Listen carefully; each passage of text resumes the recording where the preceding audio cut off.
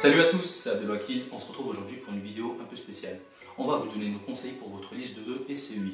Vous avez jusqu'au 9 août pour la réaliser et c'est très important de prendre en compte certains paramètres. C'est dur de prendre certains paramètres lorsque l'on n'est pas étudiant à l'école, que l'on n'a pas vu certaines choses.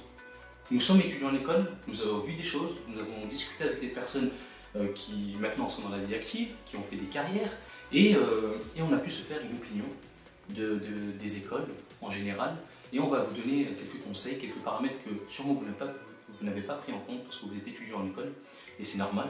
Et pour cela, on va étudier la liste d'Émeric l'étudiant, donc qu'il a publié sur YouTube, et on va voir ce qu'il dit, ce qu'il avance.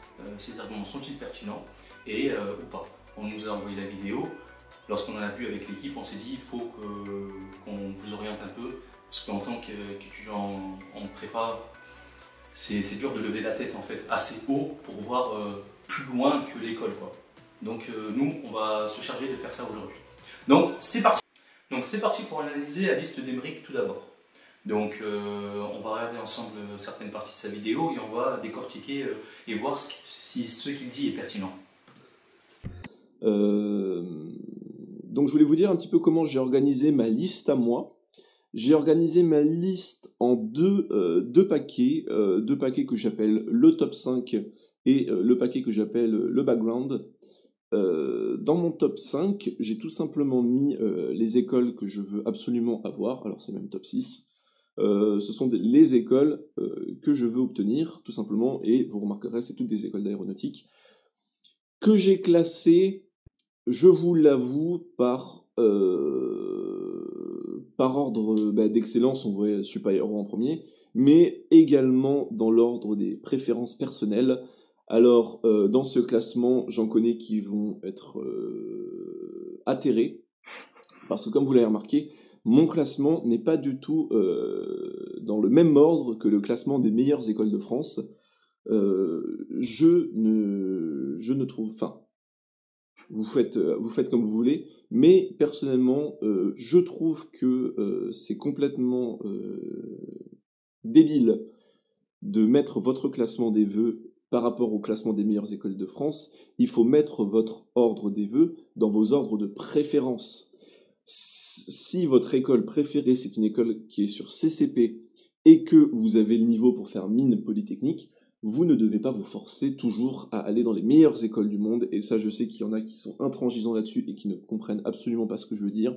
D'autres qui ont fini par comprendre et d'autres qui trouvent ça absolument normal. Mais mettez d'abord, parce que vous n'êtes pas là pour être qu'un chiffre, vous n'êtes pas là pour être qu'une statistique pour des classements d'écoles. Votre but, ce n'est pas d'atteindre la meilleure école possible, c'est d'atteindre l'école qui vous plaît. Mais bon, il y en a qui seront toujours pas d'accord avec ça, mais bref. Donc voilà, c'était marrant, vous m'avez vu sourire plusieurs fois.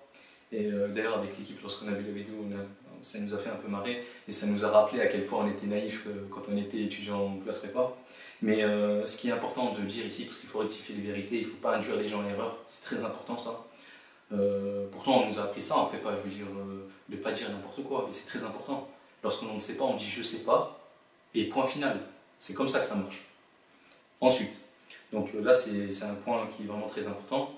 Et donc, maintenant, on va analyser la liste d'Émeric. Donc la liste d'Émeric, il nous dit qu'il a fait deux blocs. Donc un bloc des écoles qu'il veut absolument, donc on a bien compris qu'il veut vraiment travailler dans l'aéronautique, et un autre bloc d'école, on ne sait pas trop c'est quoi, peut-être qu'il va expliquer après.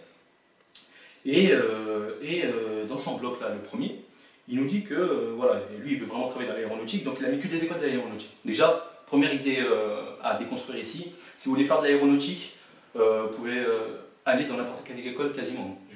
Il n'y a pas une école, je veux dire, si vous voulez faire de l'aéronautique pour faire de l'aéro, justement.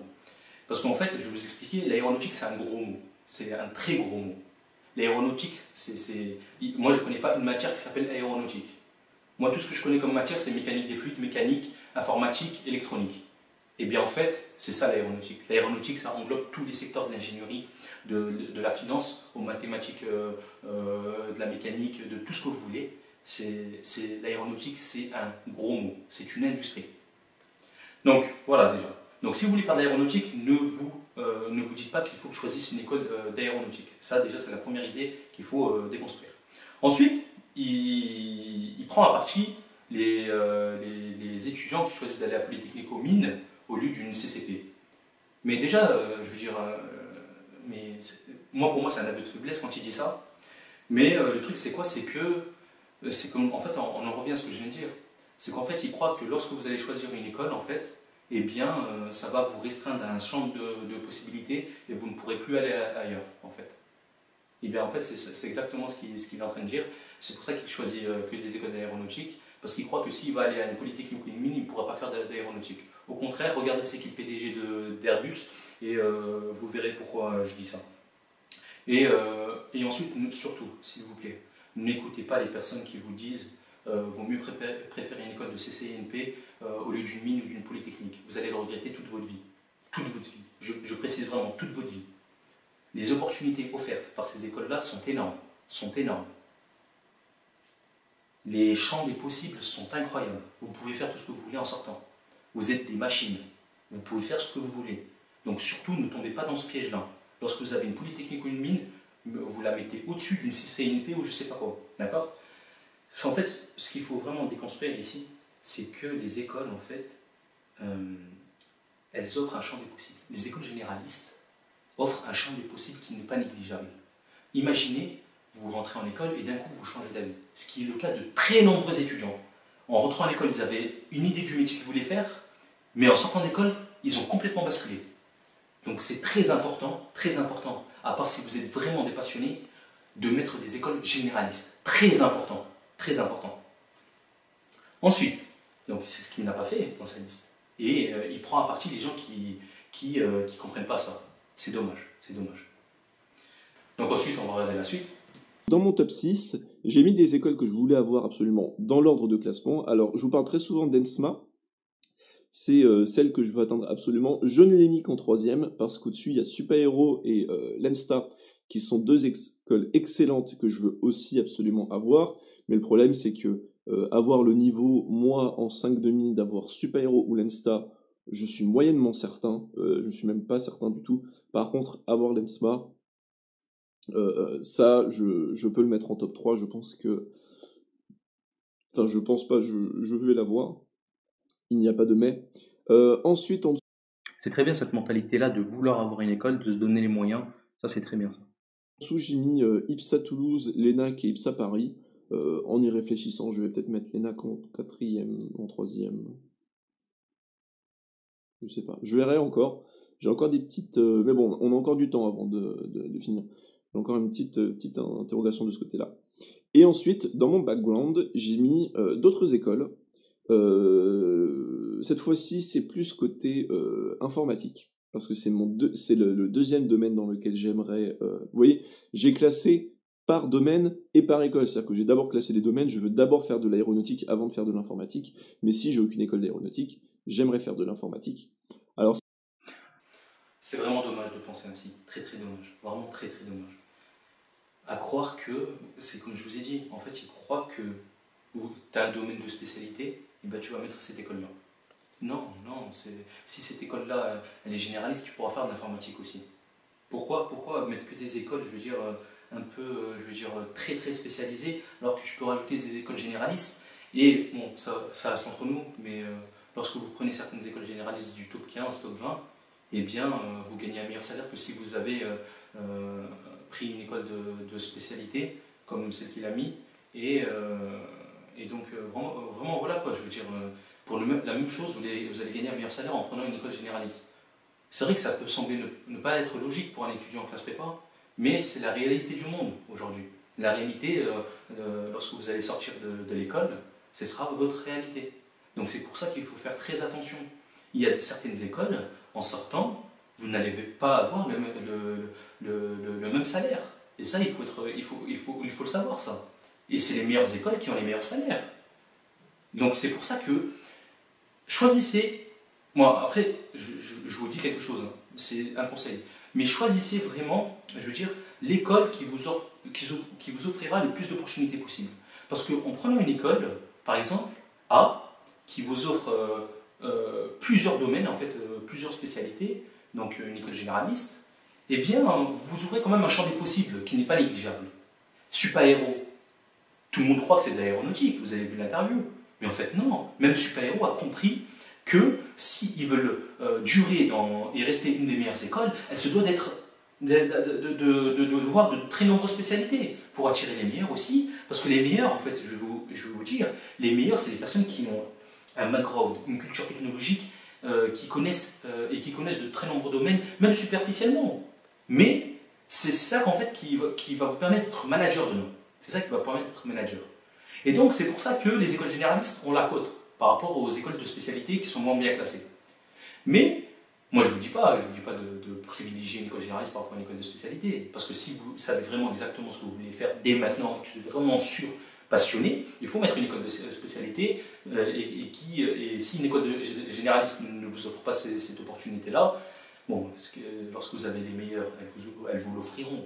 Mais je vous parle d'une école généraliste un peu moyenne. Eh bien, il faut absolument mettre une école de généraliste. Donc c'est très important. Donc ce qu'il faut retenir, c'est que si vous avez une école généraliste, vous ouvrez un champ des possibles. Une école généraliste, c'est pour les personnes qui ne s'y connaissent pas trop. Mais ça ne veut pas dire que l'école généraliste ne veut pas vous offrir une spécialité en informatique, en électronique ou je ne sais pas quoi. Une école de généraliste, elle vous offre de très nombreuses opportunités. En plus, oui, il y a un tronc commun. Lors du tronc commun, vous allez voir de très nombreux domaines. Peut-être qu'il y aura des matières que vous n'allez pas apprécier. Mais en troisième année, en dernière année, vous pourrez aller faire des doubles diplômes à l'étranger sur le domaine que vous souhaitez. Là, on parlait sur les interviews.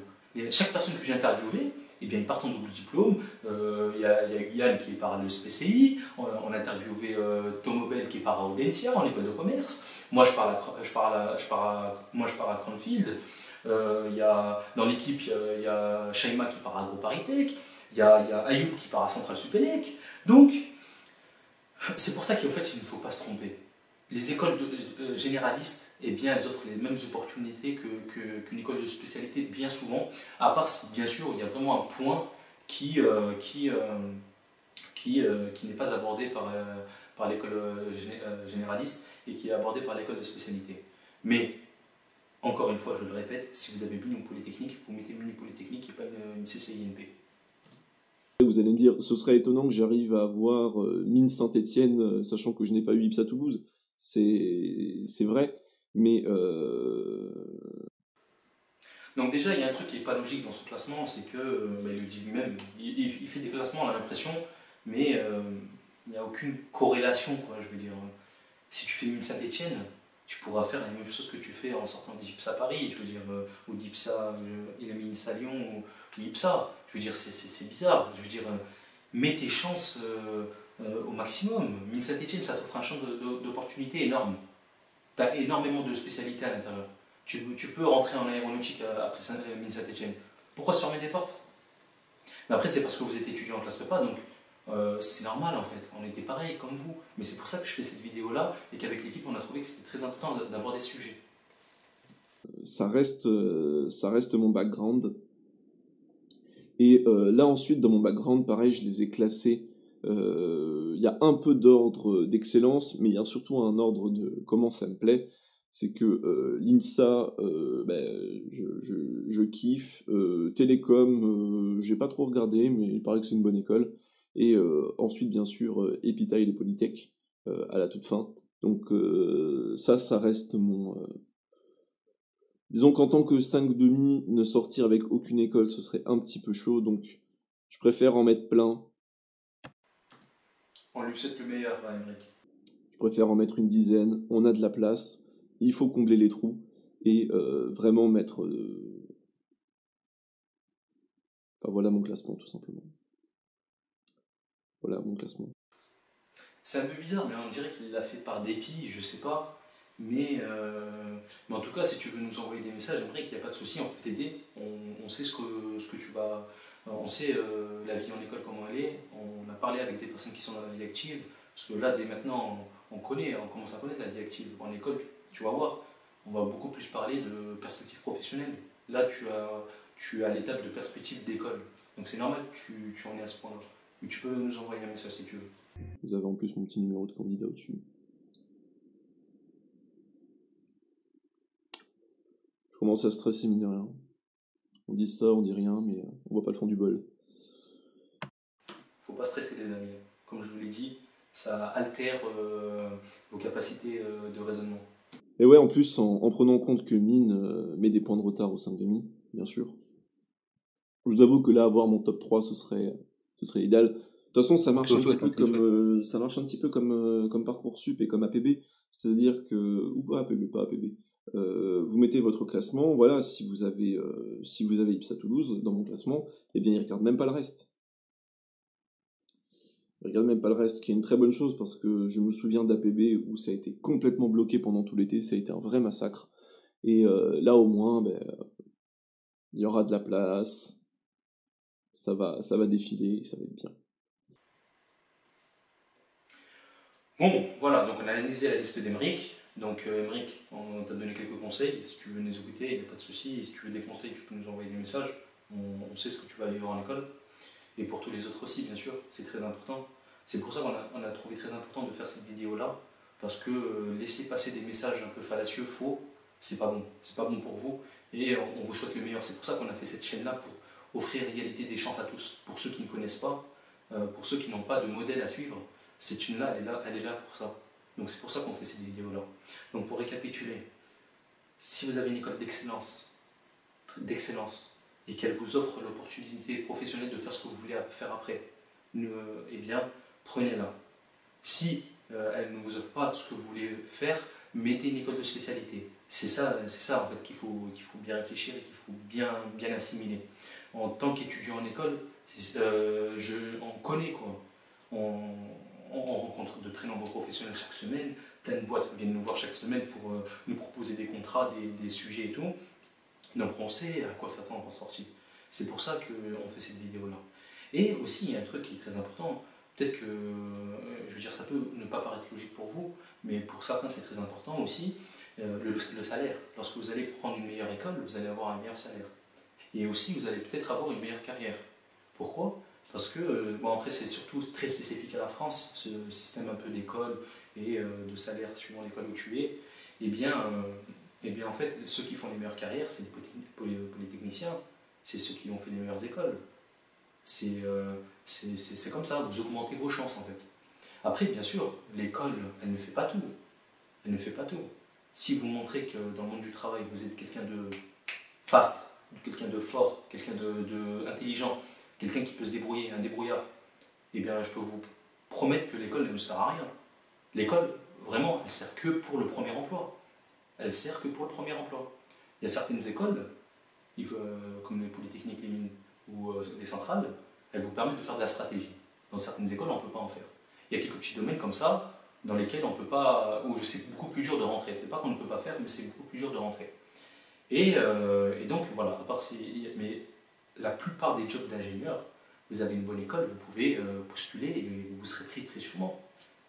Il y a un gros manque d'ingénieurs en France. Donc, franchement, on reçoit énormément de messages par rapport à tout ce qui est professionnel et tout, parce qu'il n'y a pas beaucoup d'informations par rapport à ça. Et on essaie de répondre au mieux avec ce que l'on connaît maintenant en tant qu'étudiant en école.